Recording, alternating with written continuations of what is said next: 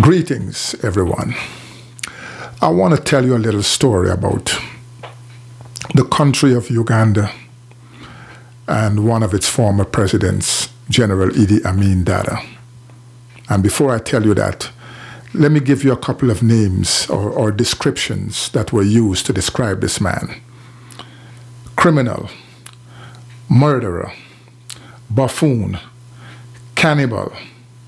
These are some of the names that were given to this man to describe him by the Western media outlets simply because they could not control him. All right, so let's get into it. Between 1972 and 1973 was a very interesting year in Uganda because that is the period when the East Indians were expelled from Uganda. Question is, why were they expelled? Simply, two reasons. One, they were British citizens. And two, they were doing business, making money, not banking their monies in Uganda, but instead sending the profits out of the country to India and England. This was causing severe financial drainage to the country of Uganda. Idi Amin then approached the British government and tried to have discussions with them about the fact that the British citizens who are living in Uganda were draining the country. You ask, how come they were there as British citizens? The answer was and is that during the colonial period, England sent many East Indians to the eastern parts of Africa. So like Uganda, Kenya, and Tanzania, you would find many East Indians. Even in South Africa, you would find many East Indians living there to this day. So that's how they ended up being there. But for those two main reasons, Idi Amin was forced to make a decision. And this decision came after close to 2 years of intense discussions with the British governments, and even other governments had intervened in the discussion as well, trying to dissuade Idi Amin from removing the East Indians there, from that country. But after the discussions fell apart, Idi Amin then decided that the East Indians have 90 days, and if they do not comply with his requests, meaning one, you have to take Ugandan citizenship, and two, you have to stop sending all of your profits out of the country and while you're draining Uganda. Those two things, they have to stop doing it. If not, you have 90 days to leave the country, and that's what ended up happening. Long story short, the East Indians were forced to leave Uganda. Now, like I said before, the East Indians were sent by the British government to various parts of East Africa, East and even South Africa.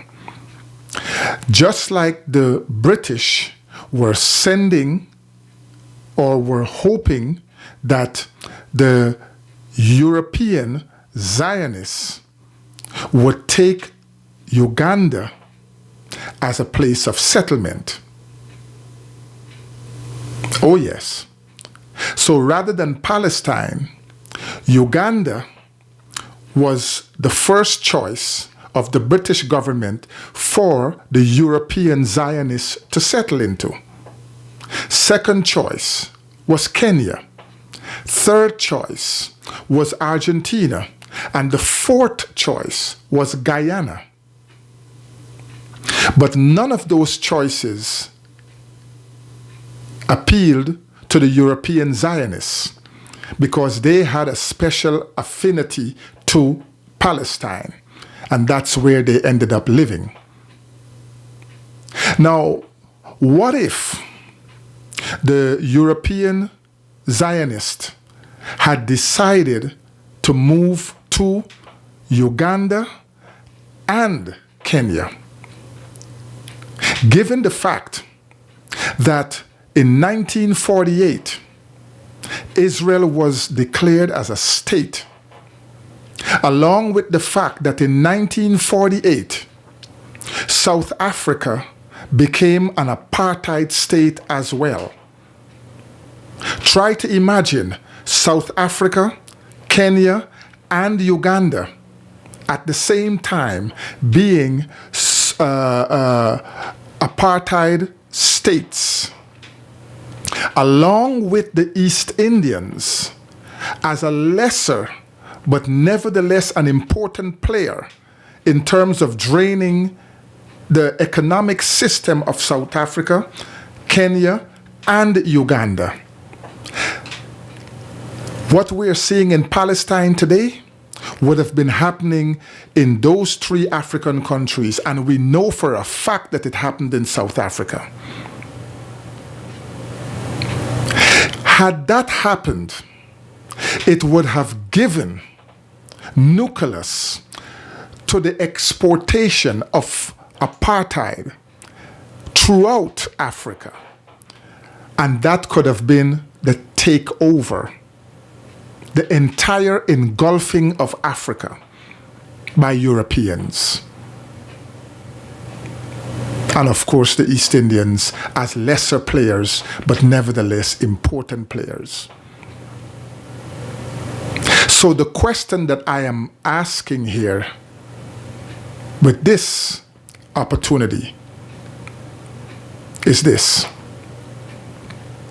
was Idi Amin wrong for expelling the East Indians out of Uganda, given the fact that they were draining the economic